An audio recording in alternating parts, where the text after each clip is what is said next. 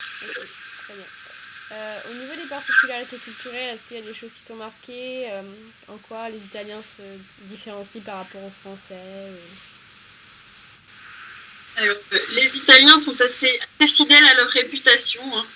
Alors après, moi je dis ça, en tant que fille, hein. Je sais pas enfin, je ne sais pas trop le comportement des filles par rapport aux garçons, mais les Italiens sont très dragueurs. Puis ils aiment beaucoup, ils sont très contents parce qu'il y a beaucoup d'étrangères à Sienne. En fait, il y a beaucoup d'étudiants. Donc je disais au niveau de l'alimentation, est-ce qu'il y a des spécialités locales, italiennes? Il y a beaucoup de spécialités. Bon, il y a bien sûr la pizza, il y a beaucoup de plats à partir de pâtes. Il y a beaucoup de spécialités, surtout locales d'ailleurs.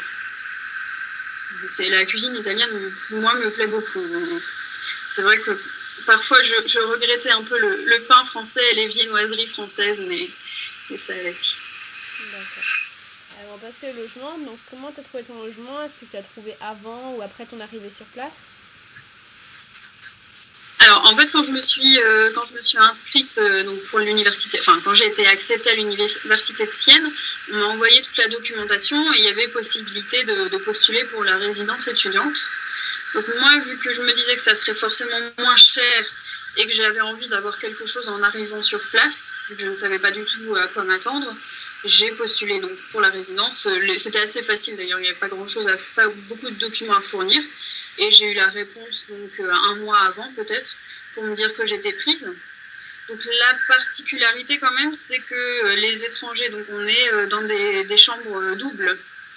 C'est-à-dire que c'est des chambres partagées. Donc on est les deux personnes. Donc moi, forcément, moi j'étais avec une fille. Donc on est vraiment les lits côte à côte.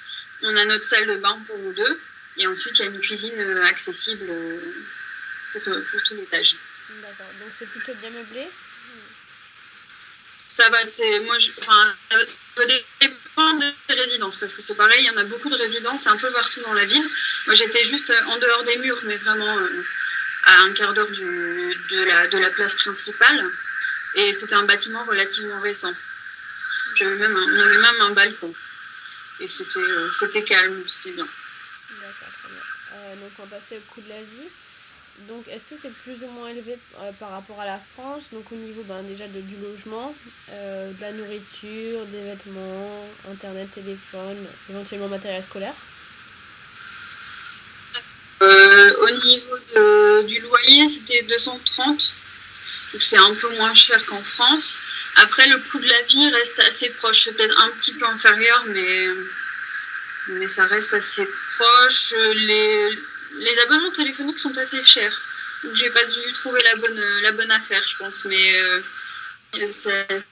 on a vite fait en rechargeant 10 euros, on a vite fait de le dépenser. Voilà, mais sinon, c'est pas. Le coût de la vie est assez proche. D'accord. Et au niveau du logement, ça revenait à combien environ? C'était 230 par mois. D'accord. Et les personnes, alors tous ceux que je connaissais qui étaient en appartement dans le centre-ville, c'était un tout petit peu plus cher. Enfin, ça pouvait aller jusqu'à 500 peut-être, mais il y avait possibilité de trouver quelque chose à moins de 300 euros avec les charges comprises. D'accord, très bien. Et au niveau des transports en commun, donc tu as dit que tu te déplaçais beaucoup à pied, mais est-ce qu'il y a aussi des transports en commun dans la ville que tu peux utiliser? Alors oui, il y a des bus. Après, moi, je les déconseille parce qu'il y en a. Enfin, ça dépend. Quand on allait faire des courses dans un supermarché qui est assez éloigné, il vaut mieux prendre le bus. Mais sinon, il n'y en a pas énormément. Et puis, ça ne sert à rien vu que les bus circulent très peu dans le centre-ville. D'accord, très bien. Mais pour les gens qui sont un peu éloignés, il y a les transports qui mènent jusqu'à Sienne. Ok. Et est-ce que tu sais si c'est possible de trouver un petit job à côté de ses études ou bien un stage une fois que le semestre est fini? Alors, moi, j'ai une amie qui a fait un stage avant de commencer. C'était un stage donc pour l'université, mais c'était non rémunéré. Moi aussi, j'ai fait un petit stage à la fin, c'était non rémunéré. Mais je pense qu'il y a possibilité chez les glaciers ou par exemple de trouver un petit boulot. J'ai pas cherché, donc je peux pas dire, mais à mon avis, pour quelqu'un qui parle italien, c'est possible. D'accord. Et est-ce que l'école apporte une aide pour trouver un petit job ou bien un stage? Euromède. Oui, non, pardon, l'école, ben, Université. oui, voilà. Bah oui, bah moi j'avais un professeur justement, celui dont je parlais, qui avait bien envie de me faire des stages, qui lui m'a trouvé quelque chose parce que j'avais envie de rester un mois de plus. Du coup, on avait beaucoup d'intervenants d'entreprises qui venaient nous rencontrer en cours, faire des présentations, et un donc qui cherchait justement une personne française pour les aider sur un benchmarking sur une marque française. Moi, je me suis proposée parce que, enfin, le professeur à la fin nous a dit s'il y avait des volontaires, donc je me suis proposée. D'accord, très bien.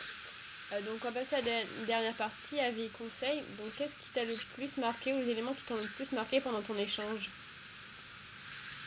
Alors, ce qui m'a le plus marqué, c'est le manque d'organisation. Donc, c'est vrai que quand je suis arrivée, que je me suis rendu compte que les cours commençaient qu'en novembre, alors que j'avais envoyé beaucoup, beaucoup de mails, que personne ne m'avait répondu. Je me suis dit que c'était un petit peu exagéré. Alors après, je précise, mes cours commençaient en novembre, mais il y en a beaucoup qui commencent début octobre. C'est juste que j'avais choisi des cours qui, je ne sais pas pourquoi, commençaient en novembre. Ensuite, c'est très compliqué. Dès qu'on veut aller au bureau international, il y a toujours énormément de monde, parce que c'est ouvert 2 heures ou 2 heures et demie dans la journée.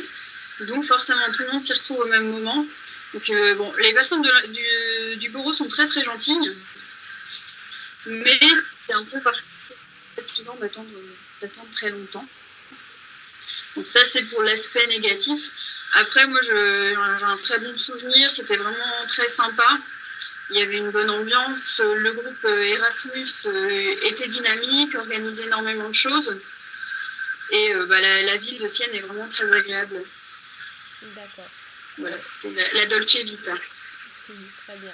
Donc, quel conseil tu pourrais donner aux étudiants qui envisagent ou qui souhaitent aller dans cet établissement? Alors d'être très patient au niveau de l'administration, de jamais de pas s'inquiéter si jamais il y a des problèmes sur les cours. De toute façon, ils connaissent, je pense, les travers de leur organisation, donc ils sont toujours assez compréhensifs. Et voilà, sinon, on peut bien profiter. D'accord, très bien. Donc, dernière question, est-ce que tu accepterais d'être contacté par des étudiants qui sont intéressés par cette université? Ah oui, il n'y a pas de souci. D'accord, très bien. Je suis prête à répondre aux questions. D'accord, ben, je te remercie Alice et j'espère que ça donne envie aux étudiants de réaliser un échange à cette université. J'espère.